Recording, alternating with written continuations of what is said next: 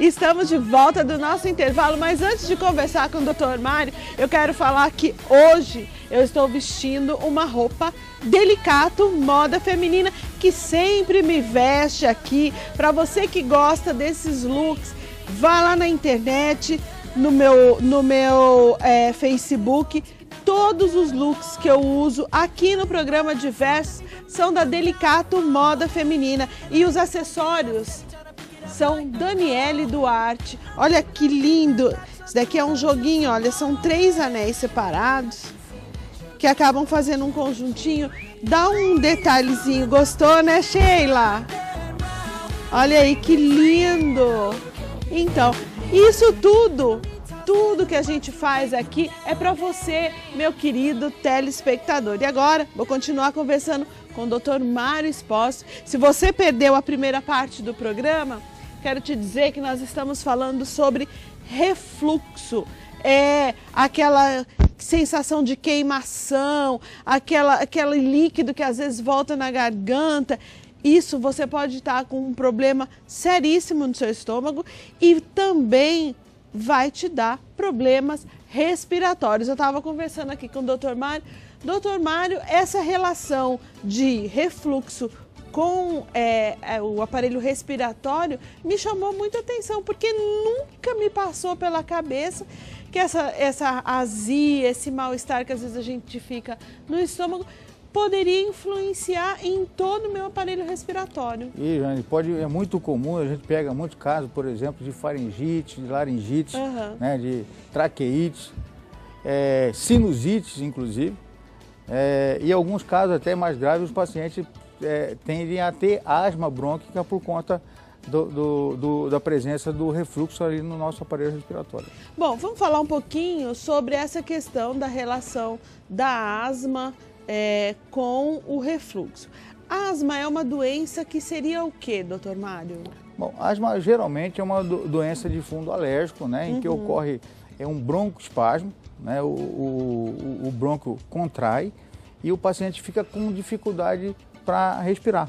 Isso leva a chiados no peito, às vezes ele pode ter complicações severas, pode ter infecções tipo pneumonia e realmente compromete muito a qualidade de vida. A gente sabe que as crianças que têm asma, ou as pessoas, a gente vê que elas têm essa dificuldade de respirar, respiram com a boca aberta, tem umas que usam até essas bombinhas, né? Exatamente, compromete muito a qualidade de vida desses pacientes, né? E qual é a relação que tem disso com o refluxo gástrico? Em decorrência do refluxo, da presença desse ácido em local que ele não deveria estar, né, isso é uma reação de defesa do organismo daquela pessoa, né? Então ele tende a fazer um broncoespasmo para proteger a árvore respiratória.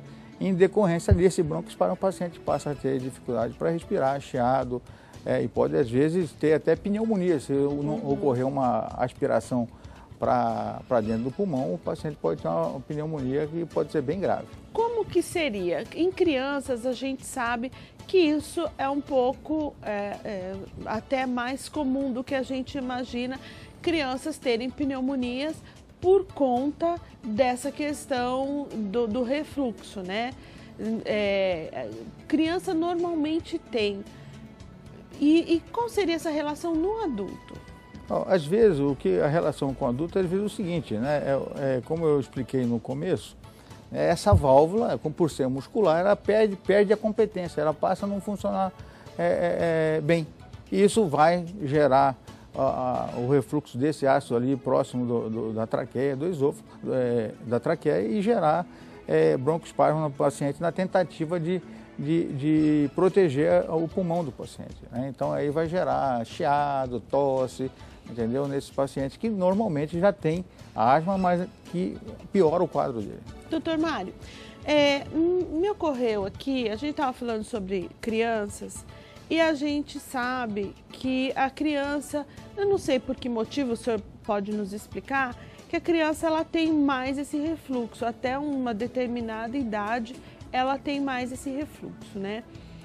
E o que acontece? Às vezes a gente vê que crianças acabam indo a óbito por conta disso, que acaba entrando no aparelho respiratório. Eu queria que o senhor explicasse um pouquinho o que acontece, até para as mães que estão em casa e que estão nos assistindo, que tenham bebês, que fiquem atentas, né, doutor Mário? Exatamente. Então, o mecanismo do refluxo na criança é o mesmo mecanismo do refluxo no adulto, né? Por uma incompetência de válvula, né, o ácido sobe, né, chega até o aparelho respiratório, dependendo do volume desse ácido, né, pode ocasionar um broncoespasmo tão severo que a criança pode ter morte, né, dormindo. O fato de voltar, a criança está dormindo para cima, para baixo. Queria que o senhor explicasse, quando eu era criança, minhas filhas eram crianças, quer dizer, não podia dormir para cima, porque voltava e afogava. Aí o negócio era dormir de barriga para baixo. Agora também não pode mais de barriga para baixo. Como que é que a gente tem que agir nesse sentido aí para ter não ter problemas respiratórios aí? Bom, com relação a essa postura de dormir, né, o que normalmente a gente recomenda é que o paciente, se possível, ele deite mais de lado, tá? Então, alternando os lados, tudo isso vai melhorar o sono do paciente, ele vai dormir melhor, né? Esses pacientes, por exemplo, que são acometidos de refluxo, também agravam os casos de apneia, tá? Talvez essas crianças que às vezes dormem e não acordam mais, têm morte noturna, às vezes eles têm algum problema respiratório já associado, por exemplo, a laringite, uma hipertrofia de adenoide. Então, com o refluxo, aquele quadro respiratório dele se agrava muito e ele acaba tendo morte súbita. E as crianças também têm esses problemas pulmonares por conta de refluxo? Sim, da mesma forma que ocorre no adulto, né? Asma, pneumonia, tudo por conta de sinusites, né? Laringites, tudo isso pode ocorrer tanto na criança quanto no adulto. Quais são os sintomas? Eu estou com um refluxo, isso está me dando um problema pulmonar. Para eu procurar um médico, para eu imaginar, assim, que sintomas eu tenho que ter, doutor Mário? Bom, os sintomas respiratórios mais comuns são a dificuldade para respirar, a dispneia, né, que é a dificuldade para respirar, cansaço, às vezes, para respirar, tosse, como eu disse no começo, tosse crônica, aquela tosse que não melhora, o paciente está tomando xarope, está tomando antitussíveis, não melhora, né? Na investigação, você muitas vezes vai encontrar que esse paciente tem refluxo. Então, são dados interessantes que tem que fazer com que o paciente procure logo o médico, tá? Para poder fazer o diagnóstico e, se constatou o refluxo, fazer o tratamento adequado. Bom, a gente viu ali, a gente está vendo que tem essa dilatação, é por isso que a gente tem o refluxo. Isso tem tratamento? Tem remédio que vai melhorar essa válvula, que vai acabar com o refluxo?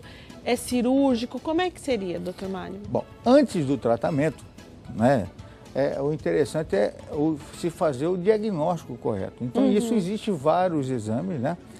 Em muitos casos o diagnóstico é clínico, né? E existem vários exames, desde um raio-x contrastado, a endoscopia digestiva, entendeu? Tem o exame chamado de pH-metria, né, que vai ver o pH ali a nível da válvula, daquela válvula que eu falei para você. Tem a manometria. E a nível da otorrinolaringologia, existe um exame que chama videolaringoscopia, que é um exame que a gente faz para ver a garganta, ver a corda vocal. E nesse exame, muitas vezes, a gente encontra sinais de refluxo na garganta do paciente, tá? Bom, com relação ao tratamento, o que você perguntou, uma das formas principais, um dos itens principais no tratamento é a mudança de hábito do paciente, né? Se o paciente não mudar seus hábitos, não procurar se alimentar em menor quantidade e mais vezes, né? Lembrar que sempre o jantar não pode ser um jantar tão copioso, tem que ir um jantar mais leve. De todas as refeições, o jantar tem que ser o mais leve delas. Não se pode tomar líquido, como já comentei aqui, durante as refeições.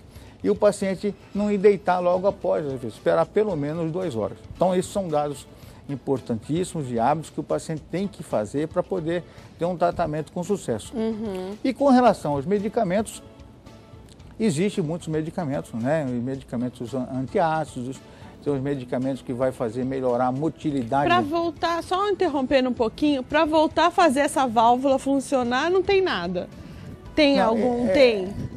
Na verdade, existem esses medicamentos para melhorar a motilidade do aparelho digestivo. Tá. E tem os inibidores de bomba, que vai diminuir a produção do ácido. Tá? Então, esses medicamentos são prescritos por médicos, normalmente são acompanhados pelos gastroenterologistas, né? Muitas vezes os otorrinos fazem um diagnóstico, fazem aquele tratamento no começo, mas eles sempre referenciam um gastroenterologista de sua confiança para que esse paciente possa dar continuidade no tratamento. Tá? E quando você não consegue ter um tratamento adequado, se o paciente recidiva muito esses quadros respiratórios, né? Não responde bem aos medicamentos empregados, aí existe a cirurgia que você pode... hoje é uma cirurgia que é menos invasiva um pouco, porque são feitos através de videolaparoscopia, em que você vai refazer aquela válvula que está incompetente, tá? Mas isso são casos Isso é o caso extremo lá, aqueles né? casos bem graves, né? Então, o que a gente tem é que mudar os hábitos, comer menos, né, para não ter essa sensação, esse refluxo. Eu vou falar, eu tenho uma coisa assim, eu tomar leite com café, eu já sinto aquilo. Será que é o tipo assim, o leite não digere direito, aí produz muito ácido? O que seria? E eu vejo muita gente falando sobre isso também.